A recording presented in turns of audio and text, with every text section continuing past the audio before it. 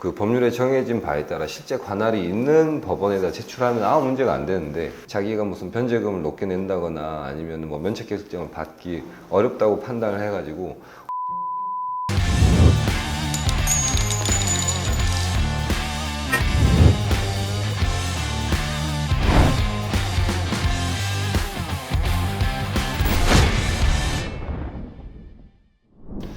안녕하세요, 빡친 변호사입니다. 오늘은 회생 파산 관련해서 영상을 찍어볼 건데요.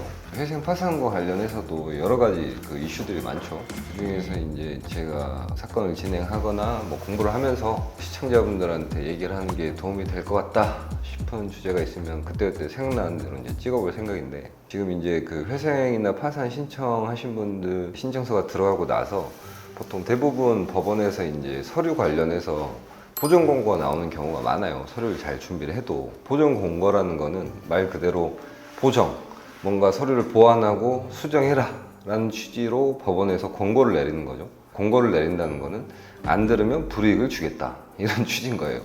그러니까 보정 공고는 당연히 따라야죠. 따를 수밖에 없는 거고, 따라야지만이 본인이 원하는 결과가 나올 테니까.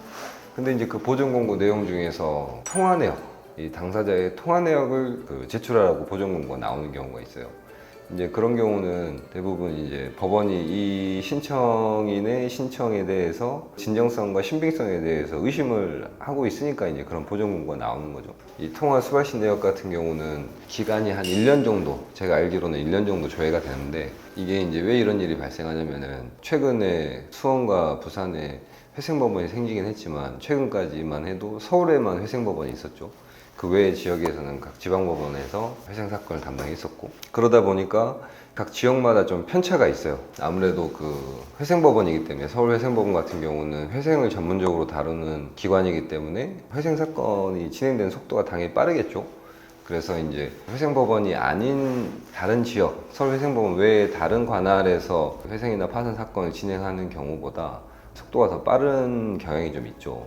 그렇게 이제 회생 파산과 관련해서 신청서를 제출할 수 있는 관할이 뭐 여러 개 있는 경우에 그 실무적인 경향이나 그 유불리를 따져가지고 조금 본인한테 유리하다고 생각하는 법원에다가 신청서를 제출하는 경향이 있죠. 당연히 뭐 그렇게 하는 건 당사자한테 유리한 거니까, 그 법률에 정해진 바에 따라 실제 관할이 있는 법원에다 제출하면 아무 문제가 안 되는데, 자기가 무슨 변제금을 높게 낸다거나 아니면 뭐 면책개설증을 받기 어렵다고 판단을 해가지고 어떻게 보면은 서류를 막 가라로 만들어가지고, 자기가 실제로 직장이 뭐 서울에 있지도 않은데 서울 회생법원 관할로 가기 위해서 직장을 만들어가 서류를 꾸며가지고 관할이 없는 법원에다가 서류를 제출하는 분들도 간혹 계시죠. 근데 그거를 이제 생각을 해보면 그 회생법원에서 일하는 분들이 그 일을 전문적으로 하시는 분들이잖아요. 그게 업이잖아요, 그분들 같은 경우에는. 그러다 보니까 이제 딱 보면 바로 알겠죠. 뭐 예를 들어보면은 뭐 지방에서 한 뭐 10년 이상 사업을 하시던 분이 갑자기 회생 신청하기 직전에 서울로 사업장 주소지를 옮겼다고 하면서 서울 회생법원에다가 회생 신청한다고 하면은 법원 입장에서 보면 당연히 의심스러울 거 아니에요. 왜 갑자기 회생 직전에 사업장을 옮겼지? 이런 식으로.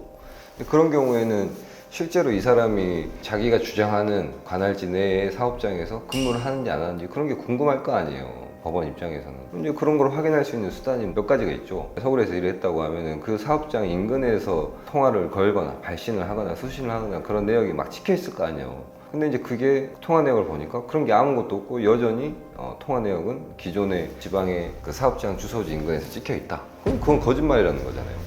그리고 뭐 통화 내역도 있고, 뭐 계좌에서 현금을 인출한 내역이라든지 체크카드를 사용한 내역, 이런 것들도 이 사람이 어디에서 돈을 뽑았다, 어디에서 결제를 했다, 이런 정보가 담겨 있기 때문에 이 사람의 동선을 파악하는 데 도움이 되죠. 실제로 수사에서도 뭐 통화 내역이나 계좌 내역 같은 경우는 그 사람의 동선을 파악하는 중요한 정보. 그리고 요새는 뭐 구글에 보면은 그 GPS 정보, 통신 위치 정보에 대해서 수집 동의를 받아가지고 동의를 한 경우에는 그 타임라인이라고 있잖아요, 구글 타임라인. 구글 타임라인에도 이 사람이 핸드폰 GPS 정보를 기초로 해가지고 이 사람 동선 같은 게 찍혀 있으니까 그런 것들을 법원에서 보정 공고를 통해서 내라고 할 수도 있다는 거죠. 이 사람이 의심스러울 때.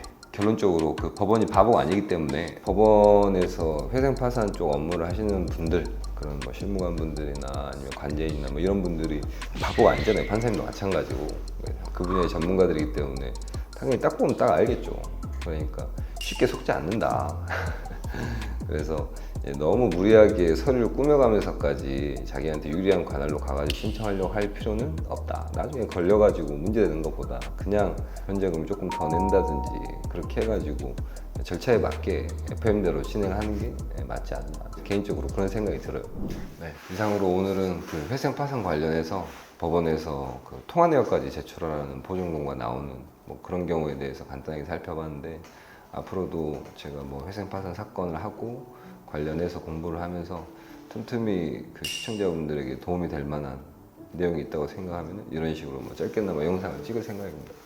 저의 관심사는 그 사기 피해자들의 권리 구제에 대해서 상당히 관심이 많고, 사실 회생 파산 업무를 하는 것도 이 사기 피해자분들을 많이 만나보다 보니까 답이 없어요. 사기당하고 나서 어차피 돈을 못 돌려받으니까 그런 경우에는 차라리 회생이나 파산이라도 해서 살아야 될 거 아니에요. 내가 설사 사기를 당했다고 해서 죽을 순 없잖아요. 다시 살 수 있는, 일어설 수 있는 방법이 회생 파산 밖에 없기 때문에 그 업무도 해보려고 한다 이거죠. 그래서 제가 이 사기 피해자의 권리 구제와 뭐 피해 회복과 관련해서 관심이 많고, 계속해서 의미 있는 이슈를 발굴해서 의미 있는 입법적인 개선을 이루기 위해서 앞으로도 계속 목소리를 낼 생각이고, 그러려면은 제가 제 채널에 빠따가 있어야 됩니다. 그래야지 귀를 기울여 주죠. 구독하는 거 돈 드는 거 아니니까 구독 좀 해주시면 감사하겠습니다. 이상으로 오늘도 빡신 변호사 영상 시청해 주셔서 감사합니다. 고맙습니다.